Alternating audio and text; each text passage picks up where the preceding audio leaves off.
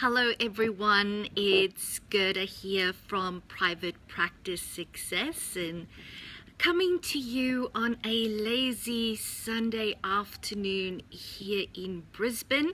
It might be lazy now at 4:30 p.m. in the afternoon, but it wasn't lazy earlier on. I actually did so much stuff and got so much things done, and the kids just had a swim here in the swimming pool. I'll show you the Rembrandt of his, all the wetness of the swimming that they did. I told my husband to put the fountain off, otherwise it's too noisy, and my neighbors has just started working in the backyard, so we'll see how we go sound wise. Otherwise I might need to cut this short or just move somewhere else.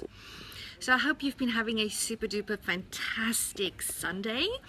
I haven't been able to share this live stream in my groups because my laptop that's here next to me is not working with me at the moment. So if you are watching this and you are in one of the Private Practice Success groups, please do me a favor and share it in the group right now so that we can have more people hopefully listening live. Now, you would have noticed that the topic for today is say yes. Now, I know as a clinical psychologist, first and foremost. I also know as a, let me just check here because it seems like somebody's joined live, but Facebook ain't telling me whom it is. We'll just keep on checking. So as a clin psych, but also in my work as a private practice success business coach and mentor, we often help clients learn how to say no, how to be more assertive and put themselves first. Okay, and that's a very important skill to have, because we know if we're not assertive, we don't put ourselves first, and you always put yourself last, what happens? It leads ultimately to resentment. But today I want to challenge you, and I want to go the opposite way, and I want to challenge you to this week, maybe today, maybe tomorrow, but in the next couple of days, this week, say yes to something, and say yes to something that's really scary. Maybe something that you've always wanted to do, but you've been too scared to take that step. You know, something that's maybe outside of your comfort zone, something that probably your logical brain is telling you this is a really good thing and I need to do it, but I'm just really scared as to what other people might think of me, about how other people might judge me, whatever the reason is for why you haven't said yes thus far. All right, so it can be anything. All right, it can be saying yes to writing a tender, even though you know that the chances of getting it is pretty slim, but you're going to put in the effort, you're going to put in the work, and you're going to take that chance. Remember, I always say writing a tender is like, you know, applying for it is like the lotto. You have to be in it to win it.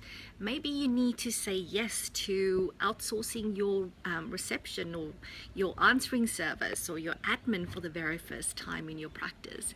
Maybe you need to say yes to finally hiring a new clinician in your practice.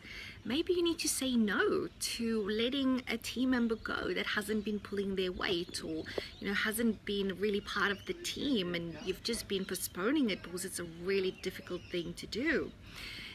Maybe it's time to say yes to starting that second location for your practice.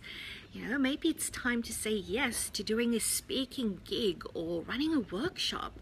I really want you to think, what is that stuff that you really want to say yes, but fear or some type of resistance has been holding you back? And then really look at what is that fear, what is that resistance. Find somebody, whether it's your best friend, your partner, your spouse, your clinical supervisor, colleague at work, and talk to them and work through it. Don't let it hold you back. Very important. I listened to a podcast probably now 2 months ago already, and the lady on the podcast, the presenter, I just can't remember what her name was, but the message is still with me, and she said that at least once a month, do something that makes you want to vomit. Now, that's not a very appealing picture, but the message is very true. The message is very sincere in terms of that if you want to grow, if you want to develop, if you want to up level to the next level, you need to step outside of your comfort zone, and that is hard. Doesn't matter how skilled you are as a clinical psychologist like I am, or any other type of helping professional, no matter how many times you've helped other people step outside of their comfort zone, it's still going to be hard for you to do. That's normal because you're a normal human being. I'm scared at least once a week doing something, okay? And maybe for you it's saying yes to doing your own live videos on Facebook. I can tell you it was scary as hell when I did it for the very first time. Okay, so I want you to share below in the comments. Once you've listened to this, I want you to share with us, what are you going to say yes to this week? Okay, what are you going to say yes to this week? Let me just double check and make sure nobody else is live on here. I can't see anyone. That's okay.